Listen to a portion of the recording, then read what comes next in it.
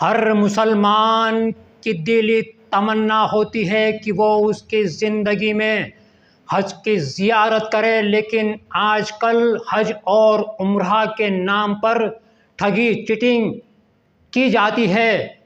ये चाचा का नाम है शराफत हुसैन चाचा, जिनके साथ हज पे भेजने वाले ट्रैवल एजेंट ने ठगी चीटिंग किया। ये चाचा हज पे नहीं जा सके। ये वीडियो पूरा देखें और आगे शेयर करें ताकि समाज जागरूक हो जाए।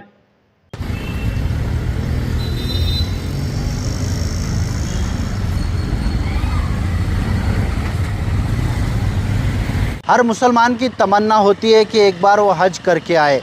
आपको बता दूं कि आज जो मेरे साथ में खड़े हैं, इनके साथ में एक बड़ा फ्रॉड हुआ है और हज को ले जाने के लिए ये फ्रॉड हुआ है। चाचा, आपका नाम बताइए, किस तरह का फ्रॉड हुआ है आपके साथ? हमारा नाम शराफत हुसैन है।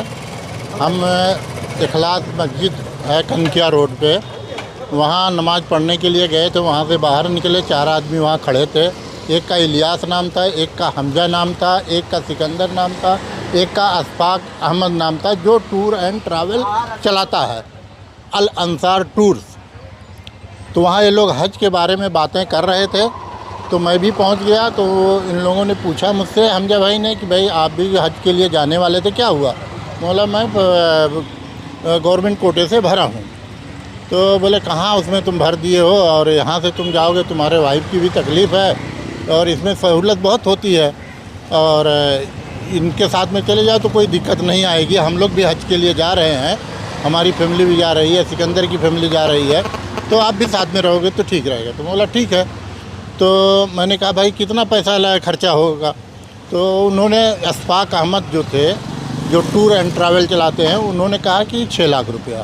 तो हमजा भाई कहते हैं कि भाई हमारे रिलेशन के हैं, इनके साथ में कुछ रियायत करो। उन्होंने कहा कि भाई 5.5 दे देना यार। तो हमजा भाई ने फिर कहा कि शराफत भाई आप 5-5 लाख रुपया इनको दे दें, लेकिन शर्त ये है कि पैसा आपको 2 दिन में देना होगा, तो आपका 5 में हो जाएगा।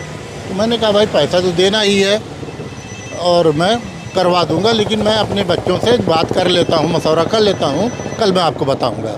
तो मैंने घर में मशवरा किया। बच्चे लोग बोले अब्बा चले जाओ, कोई बात नहीं है, और हम लोग बंदोबस्त कर देंगे। तो बच्चे लोग बंदोबस्त जब हो गया तो उनको बोला मैंने कि भाई हो गया बात। तो बोले भाई पैसा जमा कर दो। तो हमने उनके साथ में जा कर के 3 लाख रुपया RTGS किया, और 4 लाख रुपया हमने जो है मोबाइल से ट्रांसफ़र किया, और 3 लाख रुपया उनको रोकड़ा दिया। जब वो रोकड़ा हम लेकर के गए उनके पास, तो इलियास हमारे साथ में गवाह थे, हम उनको पैसा दिए। वो हमको लक्की टूर एंड ट्रैवल का रसीद दिया, लेकिन पैसा हमसे लिए थे वो अल अंसार टूर एंड ट्रैवल में। हमने वहाँ उनको ये पूछा कि भाई आप पैसा लिए अल अंसार में, तो लक्की टूर एंड ट्रैवल का क्यों आप दे रहे हैं? बोले ये भी हमारा है, ये भी हमारा है, हमारा ये है, हम आपको तो पैसा लिए तो हम दे रहे हैं, आपको क्या दिक्कत है? तो मैं भी उस पर ज़्यादा गौर नहीं किया, ले लिया। अच्छा, अब ये पैसा हमसे लिए थे 11 जनवरी को, और हमको जाना था जून में।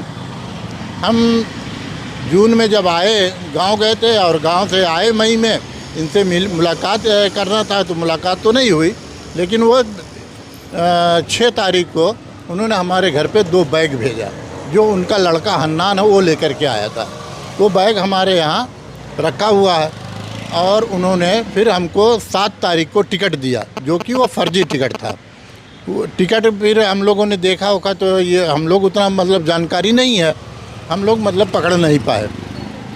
अब हमारे साथ में वो बोले कि 10 तारीख का आपको फाइनल हो जाएगा। अब 10 तारीख की सारी बात हो रही है। दोपहर में हम लोगों ने फ़ोन किया, तो उन्होंने कहा कि भाई सर्वर बंद है, अभी वीज़ा नहीं लग पाया है, 4 बजे तक सर्वर खुलेगा तो आपका वीज़ा लग जाएगा।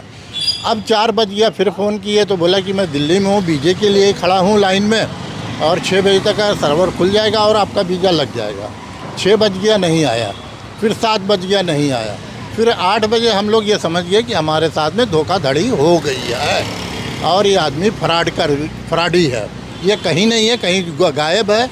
और हम लोग मतलब एकदम निराश हो गए।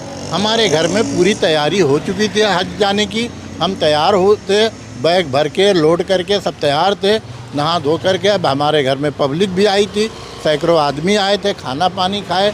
हमको शौक़ था उन लोगों को कि हम लेकर के हज एयरपोर्ट पे छोड़ के आएंगे।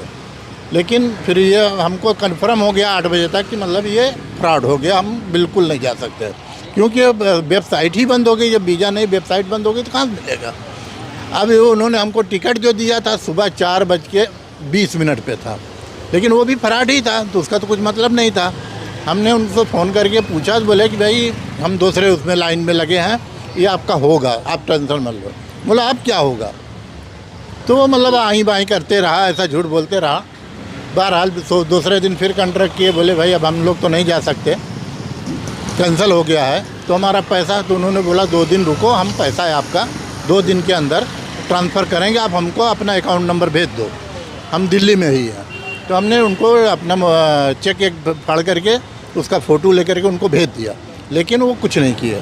फिर वो बात हुई कि भाई हम अभी नहीं हुआ पैसा, हम यहीं दिल्ली में रुके हैं, हम 16 तारीख को रात में आ जाएंगे। 17 तारीख को ईद थी, लेकिन 17 तारीख को आया, बोला कि हम 18 तारीख को आपसे मिलेंगे। 18 तारीख को हम उनके ऑफिस पे गए, वो बुलाए कि हाँ ऑफिस पे आओ।